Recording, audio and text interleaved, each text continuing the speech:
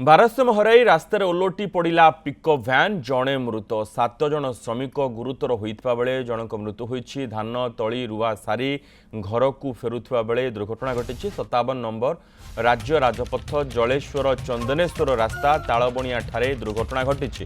ଗୁରୁତରଙ୍କୁ ଜଳେଶ୍ୱର ଚିକିତ୍ସାଳୟରେ ଭର୍ତ୍ତି କରାଯାଇଥିବା ବେଳେ ସେଠାରେ ଜଣଙ୍କର ମୃତ୍ୟୁ ଘଟିଛି।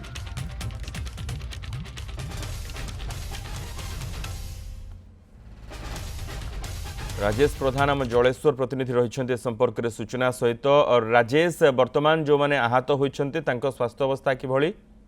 हाँ देखो मनोज प्रथम तो कहबी जे श्रमिक बुझे पिकअप भ्यान ओलटे पड़ा बेले 8 जन श्रमिक गुरुत्व होते से गुरुत्व मान प्रथम जलेश्वर जिकोट हस्पिटाल चिकित्सा कराला से जनकर मृत्यु घटी आउ 2 जनकर अवस्था संकटापन्न रही बर्तमान बालेश्वर मुख्य डाक्तर स्थानांतरित कर सूचना रही।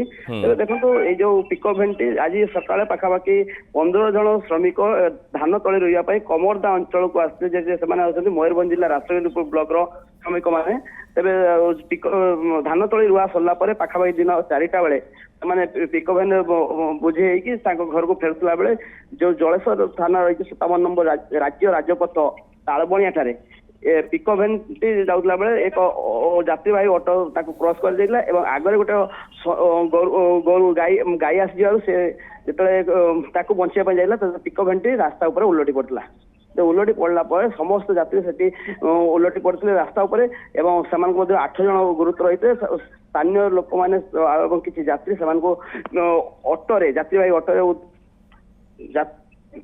ऑटोरे उद्धार कर जलेश्वर जिकोट हस्पिटाल पहुंचले से चिकित्सा अवस्था मृत्यु घटी। देखो बर्तमान समय बर्तमान धान तली रुआ चलती धान तली रुआ चलला बेले बर्तमान जो दलाल मैंने रही से दलाल मैंने श्रमिक मानक पिक आपंकर यात्रीवाही ऑटो ये न आनी से बर्तमान जो मालबाही ऑटो पिकअप भ्यान से आणुच्च जहाँफल बर्तमान ये दुर्घटना घटुची बारंबार। देखो जलेश्वर गत वर्ष भी ये घटना घटला जलेश्वर ए वर्ष भी घटला जोटा आप आरटीओ कथा कहला से आरटीओ अंचल कौन प्रकार जो चेकिंग से चेकिंग न रहा फल दलाल माने यात्रीवाही पिकअप भ्यान न आनी मालवाही पिकअप भ्यान आणुच्च जहाँफल ये दुर्घटना घटी। मनोज बहुत बहुत धन्यवाद राजेश समस्त सूचना पे।